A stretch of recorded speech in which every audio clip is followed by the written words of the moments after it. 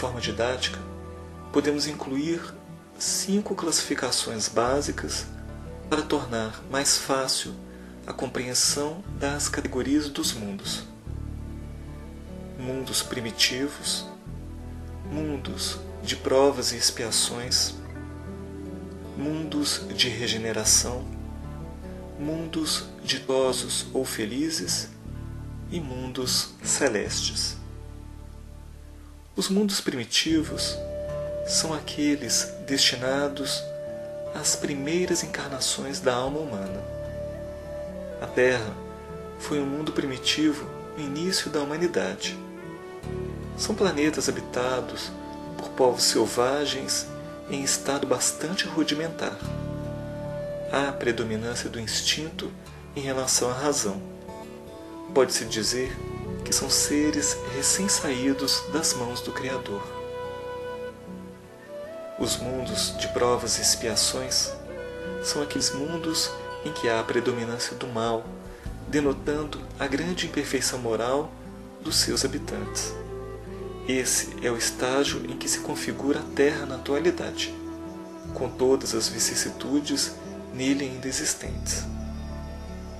Há, porém, considerável avanço intelectivo e mesmo moral em relação aos mundos primitivos. Na humanidade dos mundos de provas e expiações, encontramos a necessidade dos contrastes para o despertamento da sua profícua elevação. Assim, convivemos com momentos de adoecimento para valorizarmos a saúde. Passamos por momentos de transtornos para conquistarmos e mantermos a paz. E somos submetidos a situações de sombras para aprendermos a fazer luz em nós próprios. Os mundos chamados de provas e expiações designam-se assim, porque as provas são uma necessidade de desenvolvimento para os espíritos que o habitam. Geralmente, os próprios mentores, avaliando a situação do candidato diante de sua ficha de evolução, propõem situações que lhes configuram como provas, com o fim de levar o seu tutelado diante de suas tendências, aptidões, limites e possibilidades, que lhes facultarão uma colheita de valores superiores diante das experiências apresentadas. Toda conquista de valores morais e intelectuais se dá mediante esforço próprio, mesmo contando com o apoio restrito dos mentores espirituais, conforme nos ensina a benfeitora espiritual Joana de Ângeles no livro Plenitude. As explicações se dão em relação às expiações, se dão em relação aos espíritos que são como que estrangeiros em nosso orbe terrestre. Viveram em outros mundos de onde foram excluídos temporariamente em função de sua renitência no mal, por impedir ou atrasar o desenvolvimento moral do seu mundo de origem. São exilados temporariamente para mundos inferiores aos que habitavam a fim de expiar suas misérias morais, auxiliando no desenvolvimento dos habitantes do mundo em que migraram, funcionam como uma enxertia de valores intelectivos e culturais que alavancam o desenvolvimento dos povos primitivos que passam temporariamente a compor. Outra forma de expiações que nós deparamos em nosso planeta diz respeito àquelas situações impostas, onde o espírito expia sem a possibilidade de escolha. A expiação funciona como a cirurgia moral necessária para sua reabilitação, após o mau uso do seu livre-arbítrio. As psicoses, os cânceres, as enfermidades degenerativas, as malformações congênitas sugerem como recursos de expiação para aquele que malbaratou a oportunidade de agir melhor, caindo novamente em situações que lhe agravaram a sua própria situação, por rebeldia e renitência na situação de equívoco. Situações de suicídios, homicídios, adultérios, Exploradores e vendedores de prazeres ligados aos diversos tipos de vícios são os que imacularam a própria consciência, necessitando das experiências dolorosas como medicamentos necessários à própria libertação. Os mundos regeneradores são mundos que constituem um repouso em relação aos mundos de provas e expiações. São mundos de transição entre os de provas e expiações e os mundos felizes. São ainda mundos onde há a necessidade da reencarnação. Portanto, os seus habitantes encontram-se sujeitos às vicissitudes da carne. Os espíritos que se encontram nestes globos ainda têm o que expiar, mas, conscientes, não criam para si karmas negativos. São mundos onde os seus habitantes têm um semblante amoroso, onde todos conhecem a Deus e buscam seguir as suas leis. Não são seres infalíveis, é certo. Portanto, aqueles que não avançam pela própria vontade estão sujeitos a encarnações em mundos de provas e expiações. São situações dolorosas para aqueles onde o necessário despertamento moral foi negligenciado em situação infinitamente mais acolhedora. Os mundos ditosos ou felizes são aqueles onde o bem predomina e a relação entre os seres é sempre amistosa. Seu objetivo maior é o de tornarem-se espíritos puros. A sua busca não é de elevarem-se acima uns dos outros, mas acima de si próprios. Estudam e trabalham incessantemente e conscientemente para purificarem-se. Os sentimentos das paixões são desconhecidos nestes mundos. O amor e a fraternidade são os sentimentos sublimes que unem os seres nestes mundos.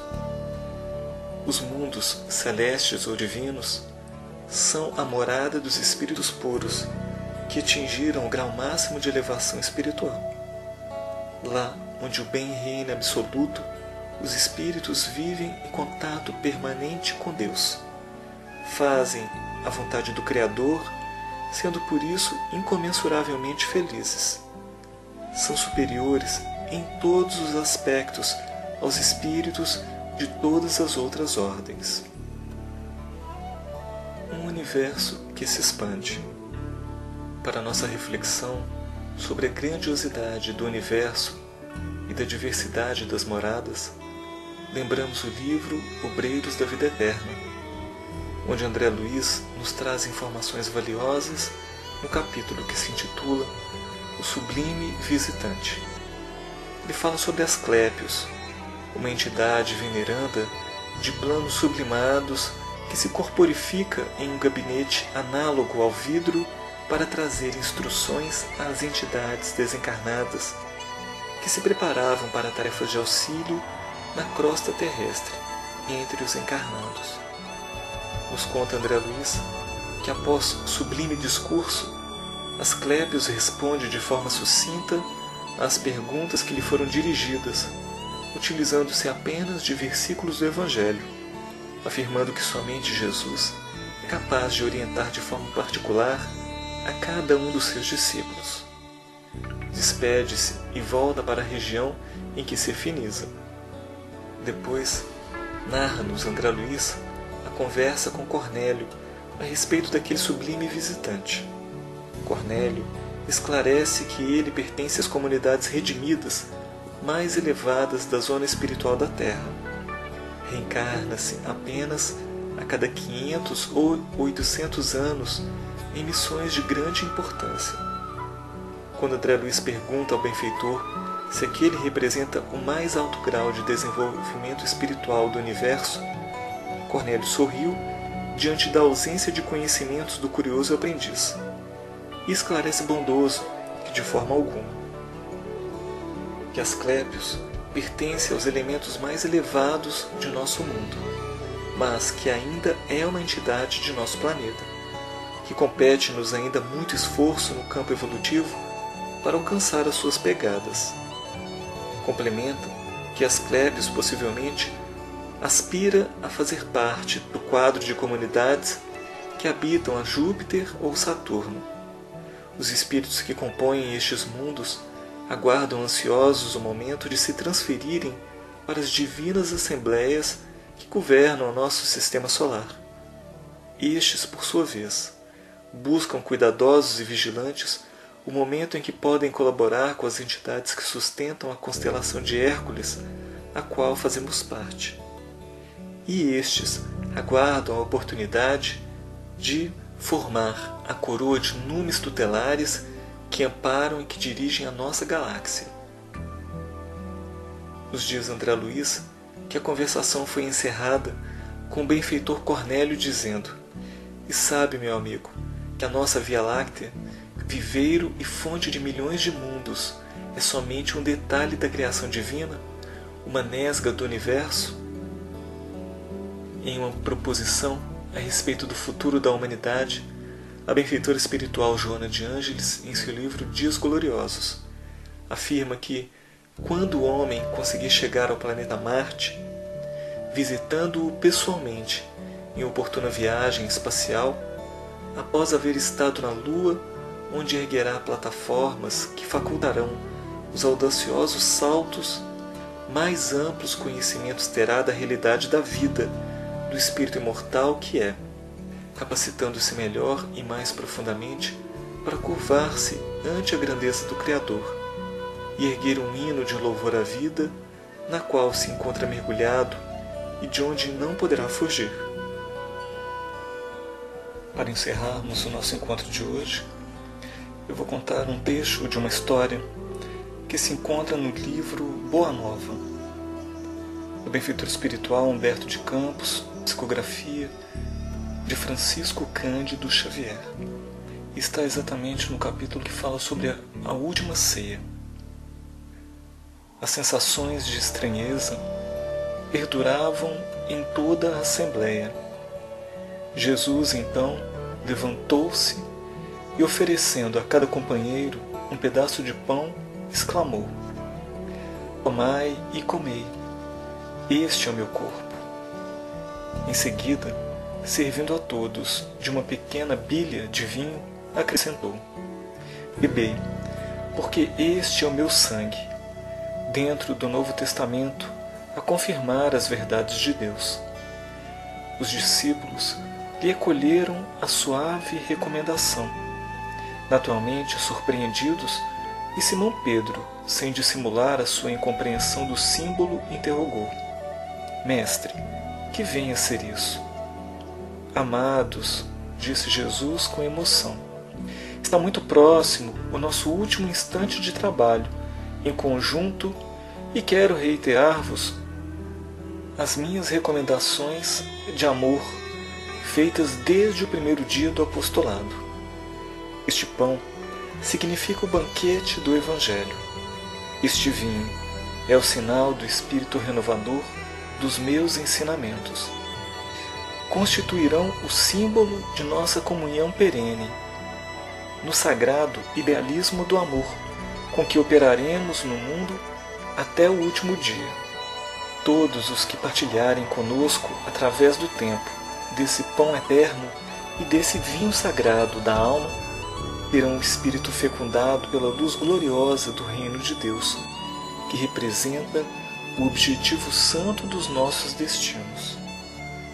Ponderando a intensidade do esforço a ser empregado e aludindo às multidões espirituais que se conservam sob a sua amorosa direção fora dos círculos da carne, nas esferas mais próximas da terra, o Cristo acrescentou: "Imenso é o trabalho da redenção, mesmo porque tenho outras ovelhas que não são deste aprisco, mas o reino nos espera com a sua eternidade luminosa. Imenso é o trabalho da redenção, mesmo porque tenho outras ovelhas que não são deste aprisco, mas o reino nos espera com a sua eternidade luminosa." Jesus tem ovelhas de outro aprisco. Ele é o governador espiritual da terra, mas também dirige a vida de outros espíritos que se encontram em outros mundos próximos da Terra, segundo o benfeitor espiritual Humberto de Campos.